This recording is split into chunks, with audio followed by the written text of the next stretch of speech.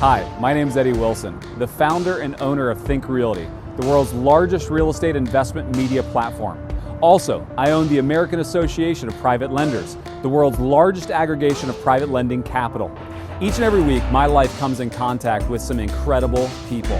I want to take you on a journey as you get to see behind the scenes and learn more about them, from billionaires to politicians to media moguls and more. I'm going to take you with me behind the scenes for Titan Talk. Get ready for Titan Talk.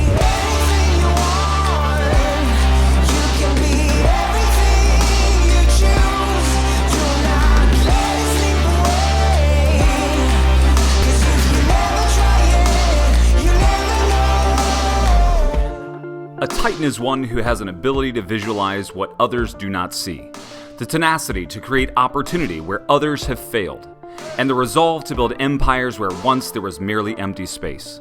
Tom Meade is exactly that. Sometimes we look for Titan status on the national level, but in the lending world it can be found anywhere. Tom is a Titan of Boston. When it comes to Boston real estate, it's his town. He has found Titan status there by knowing the market and being creative in his understanding of real estate finance and structure. Listen as he gives you the keys on how to own your market. What's it like working with Tom? Tom's one of the guys that you love to work with. And I would say with his clients, he is solution oriented. But even with his investors, he's open book and tells it how it is to get them an understanding of what's happening with the business. The one thing I can tell you about Tom is he was born and raised in the South Boston area.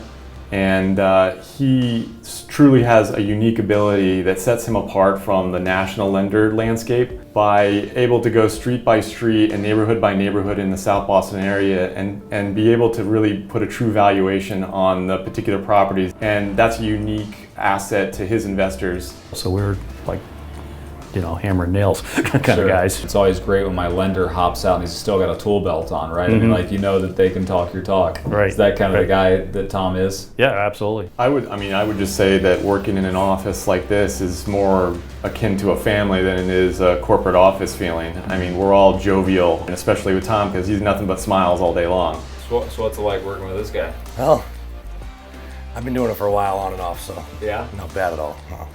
I've known this guy his whole life. Yeah. Pretty much, yep. It's not bad working for the boss either, he's all right. Yeah. It's fun, I'm learning new stuff too all the time from Tommy, so yeah, that's good. I've been watching him for a lot of years now, so. Yeah.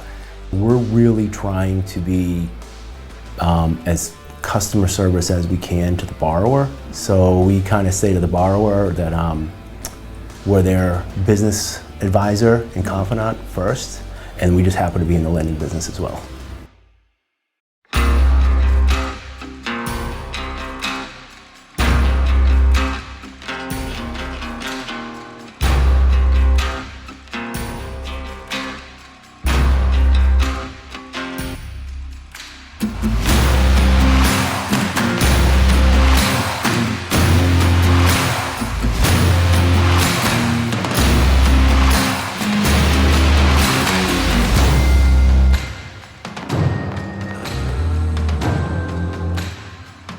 Tom, it's really good to be with you in the office today, and it's been awesome to kind of look at your organization as a whole. I mean, I've known you for a while, but to come in and see your people and be able to see deals, it's made a big difference.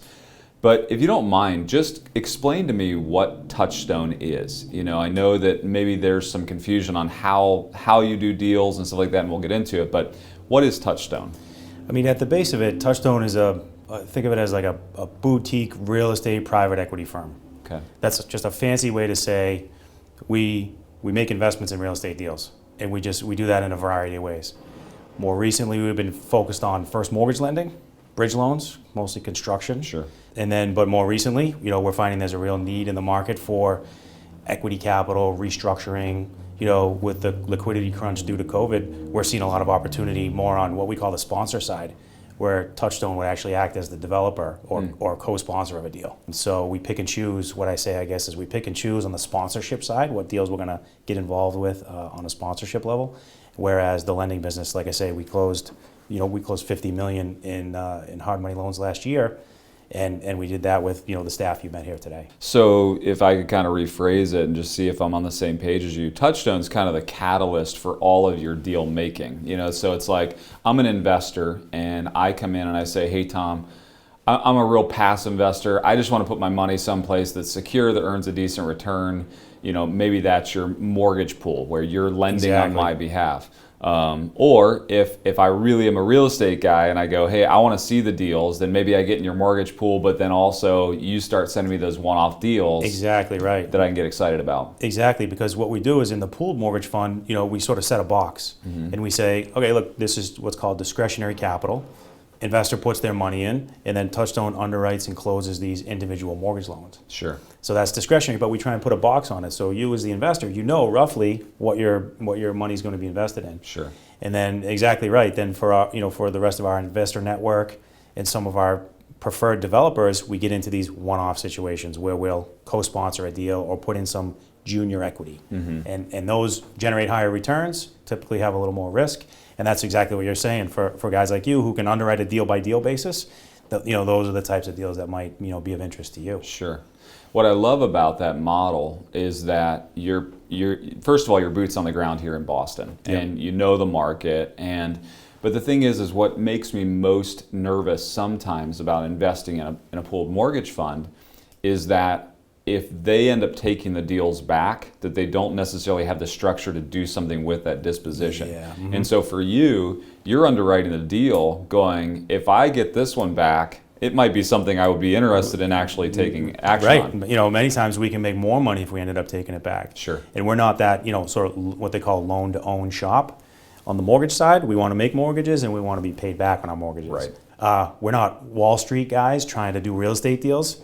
We're real estate guys, trying to raise more money to do more real estate deals. Right, right. Tapping into maybe some Wall Street capital, right? Exactly, right. What's the most difficult thing that you've faced in building the business and kind of becoming who you are in the Boston community?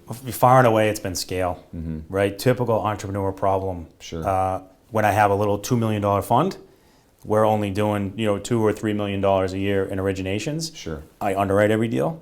And then it got to the point, once you get outside where physically I couldn't do all the construction inspections that we have now. So starting to delegate, starting to make sure we have the systems and processes and asset management checks. And so now, a year ago, now you're up to 50 million in originations or close to it. And so, I mean, you obviously did find a way to scale. Yeah. And you did make that leap. Yes, yeah, and it's been a couple of things from a capital perspective. In 2019, we mostly used the secondary market, so we sold off our loans.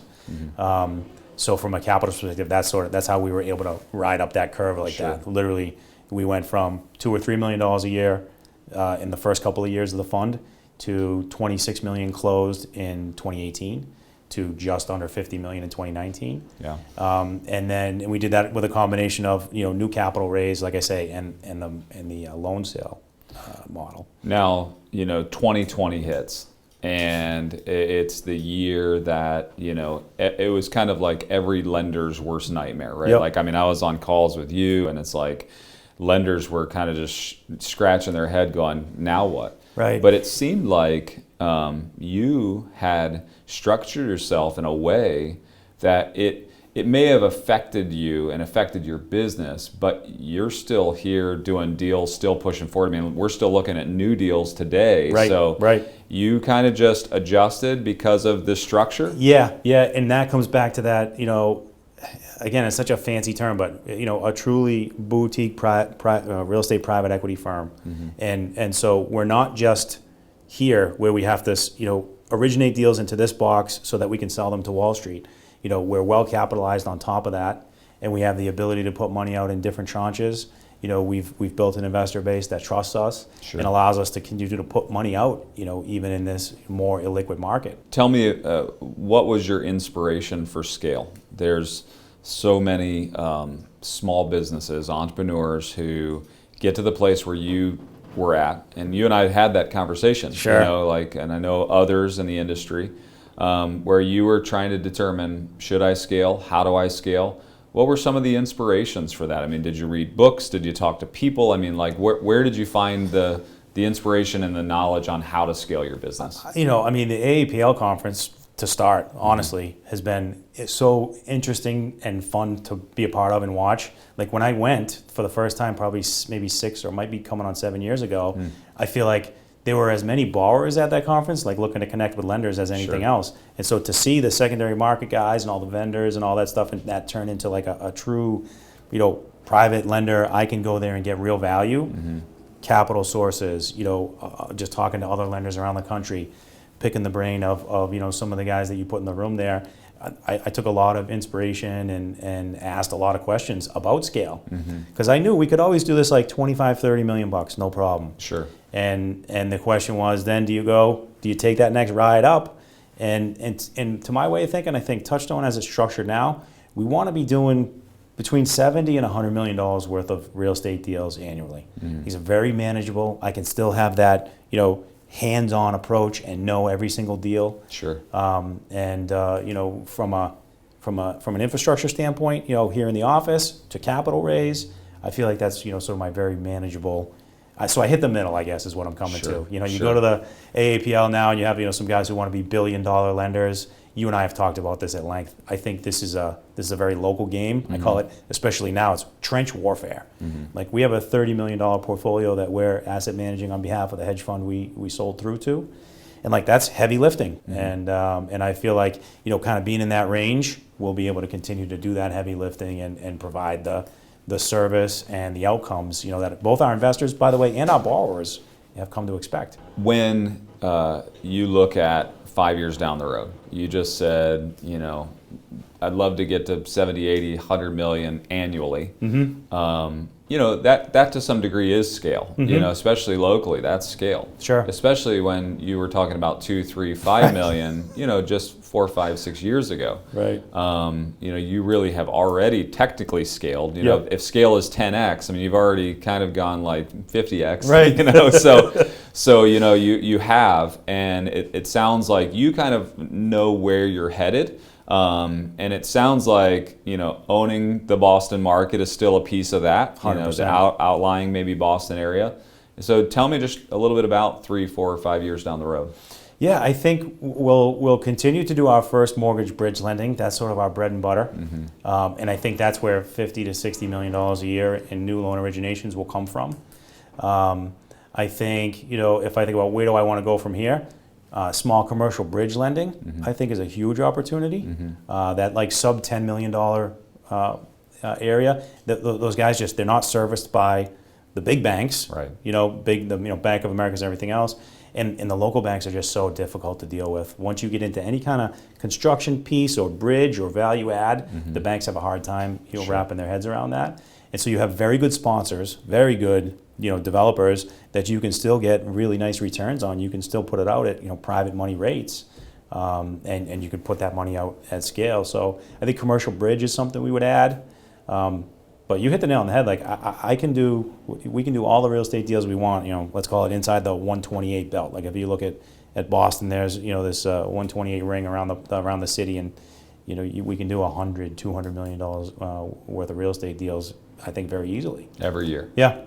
And then, you know, over time, longer term, let's say, you know, I love to continue to build, you know, an equity fund that's a long-term owner of, let's say, you know, apartment buildings. Sure. And kind of, you know, get into that buy and hold, you know, type of strategy. Because personally, you're already in the buy and hold space. Yes, and that's you've right. Got some personal Starting to holdings. accumulate some units, Yeah. you know, and that's been a very nice, because we see the deal flow, you know, and there are some of these deals that'll come, and whether it's, you know, the developer's a little squeezed or he can't get it over the finish line or whatever it is.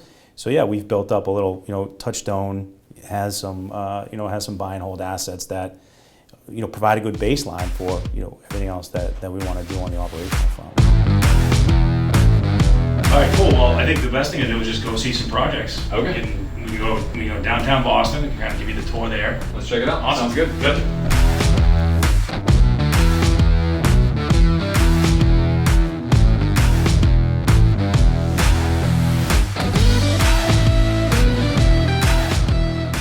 So did you grow up in Boston? I mean, is this home for you? Yeah, yep, just south of Boston here, you know, a few miles south is a town called Quincy, Mass. Okay. And that's where I was born, raised. I went to public school in Quincy, and lived there right up till I was moved out after college. Back. So you grew up here. What were your parents like? I mean, white collar, blue collar, like what type of household did you grow up in? So both my parents worked like in human services. My mom was a registered nurse. She was like a program director for like a residential program for autistic young adults, autistic. And my dad was a nursing home administrator. So it was like, I like to say, I didn't miss any meals as a kid, but like we didn't have a lot of extra money. Sure. So very much like middle America, Exactly. middle class, Yes. not a ton of extra, but but not starving. Yeah, either. great family. No, absolutely no complaints. Did you Awesome. have any like introduction into construction at all? I mean, like what kind of stoked that passion? in you? Yeah, well, I mean, so when I was in 5th grade, we moved into this big like Victorian house built in like 1800. And my parents had some work done to it before we moved in, but then Sure. we were able to, with my dad, I did a bunch of little projects around the house over time too. So it kind of sparked that It definitely did, yeah. interest a little bit. Yeah. Nice. So you went to school here, then college here? Did you go to college? I did, yeah. Okay. So Stonehill College is like 30, 40 miles south of Boston. I had done a year in Argentina when I was actually a junior in high school. That's I was awesome. in that the Rotary International Exchange Program. Sure. So I kind of was done with being away. Yeah. So I went to college local, and while I went to college, I had an internship the summer of my sophomore year at Merrill Lynch. And so that kind of got you started. So you're a finance major, but then that really kicked off your financial career. Yeah, exactly. Yeah. So it was that internship was like literally started in the mailroom, and then was able to get a full-time job at Merrill right out of school. That's awesome. Yeah.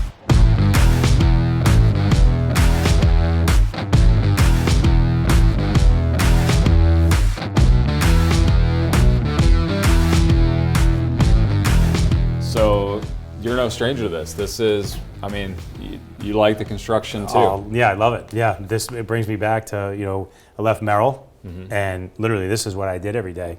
I'd be the guy at first. I'd be the guy here, sweeping up at the end of the day, Yeah. packing up the tools, and like I said, that guy I worked for, we talked about it before. He was great. I learned, everything about construction. He took a lot of time and kind of, taught me all the details. Yeah.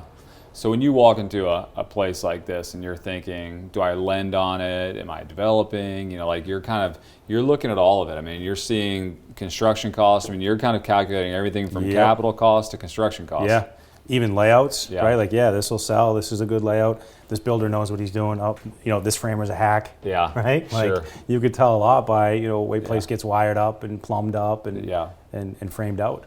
This is a 2-unit building, and basically you can see he's got some of the old. This is the old sheathing, Yeah. and then you've got the old brick party wall there. Yeah. And in different areas, he'll leave some of that brick exposed, and this will get converted into 2 for-sale condos. 2 for-sale condos. So this isn't a buy and hold. This is No, yeah, this is fix and flip, Yeah. exactly. So for you, you're lending on this deal, and this is more of a short-term investment for you. Exactly right. Yeah, so we write 12-month notes. This is like our bread and butter. This Yeah. is what we do in the lending fund. Yeah. All day long. This is what we closed. $50 million worth of these loans last year. Got it. What are the numbers on something like this? As far as the construction costs and Yeah. whatnot, so this type of building you probably pay between $1 million and $1.5 million for, depending on the footprint size. And then he has 2 for-sale units. The one upstairs, we'll walk through it next, is complete. I think it's on the market for $1.6 million. Okay. Nice. Yep. Very cool. So you're growing this business in the Boston area. Was there any kind of pivotal moments in your life where you felt like something drove you to do it? I mean, anything happened in your life that just was like a catalyst? So I was working for a national mortgage company in 2014. So I remember like it was yesterday. So New Year's Eve 2014 going into 15, I get a phone call on New Year's Eve. No kidding, I got my 2 kids in the back, like 6-month-old daughter and 2.5-year-old son. And we're pulling up to our New Year's Eve party that we're going to do for the early evening, and I get a phone call from one of the guys I was working with at the time, and he let me know he was going to move on, from that company, and so I was sort of like junior guy on the team and didn't leave a place for me. Yeah. So, but in the end, looking back, you say challenges. I really like to try and view them as opportunities, and looking back now, I can see it really was like. It was a lot of uncertainty. I wasn't quite ready to leave, at that time. But I had a development project going on the side, and by that time I had also launched the fund just a few months prior. And so, it just worked out perfectly. It's kind of like the universe gave me a kick in the butt and said, go do this Touchstone thing full time now. I caught the capitalist bug probably from like one of my uncles, the guy actually who got me my first interview at Merrill Lynch. And so like he likes to say, so like my sister, for example, so I have two older sisters and a younger brother. So my older sister is like a licensed clinical social worker. But my uncle told me, he's like, look, the world needs people like your sister, and his wife is the same way. She's like a special needs teacher. And he said, Tommy, the world needs both types of people. People like your sister and my wife who do the work, and guys like us who are going to write the checks. Yeah. And so, that's been a big part of drive towards success too, is eventually at some point, being able to give some back. You've said multiple times as we've been talking throughout the days, that you just weren't cut out for a 9-to-5, cubicle job. Is it your uncle that put that entrepreneurial spirit in, or like where's that entrepreneurial? Right, you're like, I'm going to go do this on my own. Yeah. So I think part of it was I told you I spent a year in Argentina when I was a kid, my junior year in high school. Sure. I was on the Rotary exchange program. And I think what that experience did for me was it really made me realize I can sort of learn things and do things literally from the bottom up. I had to relearn everything, right? Like language, different culture. We ate dinner every night at 9 o'clock. Like just a complete shift in perspective. Yeah. And so I just, it's kind of innate in me. I want to learn things from the ground up. I want to understand, how things work and why they work certain ways. And so that's how I've kind of treated those jobs along the way, was almost like an advanced education. Every time I went to work, after I had that experience at Merrill, where I kind of realized, I'm not cut out for this. When I did go back to work for the, institutional real estate shops, I treated it as, a learning experience. As I'm going to go, I'm going to learn how the big guys do it, eventually with the eye towards doing it myself. Sure. So, not really sure where it comes from, but it's, I think it was probably, dusted off or shined up, that experience kind of in Argentina, you better figure it out. Sure. like I just landed in a foreign country, and I'm going to live here for a year. Of course, I had a host family and all that, but sure. Definitely a different set of experiences. Yeah, maybe gave you the confidence enough to just continue down that path. Yeah, exactly. Yeah. That's awesome. Tom, what I love about you and I love about Touchstone is I grew up in a real estate family, and it feels like I'm back home doing real estate deals.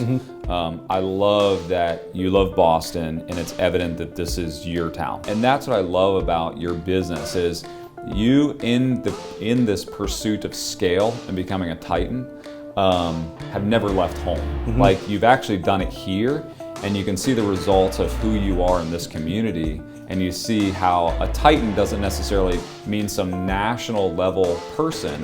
It really feels like you've created this status here, but for the people that you love and the community that you love, and so I just want to commend you for the work that you've built here and the company you've built here, because to me, if I were to be a titan in your industry, I'd want to be you. And wow. So I I appreciate that and appreciate what you've built here. Thank you so much. Yeah, absolutely. Thanks so much for spending the time with us and Glad showing you us guys the came town. out. Yeah. Yeah. Thank you so much. Really appreciate it. Greatness is a matter of choice, not a matter of chance. Tom has shown us that you can become a titan in your own backyard. He's shown us that with the right education and the drive to roll up your sleeves, you can own your own market, scale properly, and become a titan. Thanks for watching Titan Talk. I'm Eddie Wilson.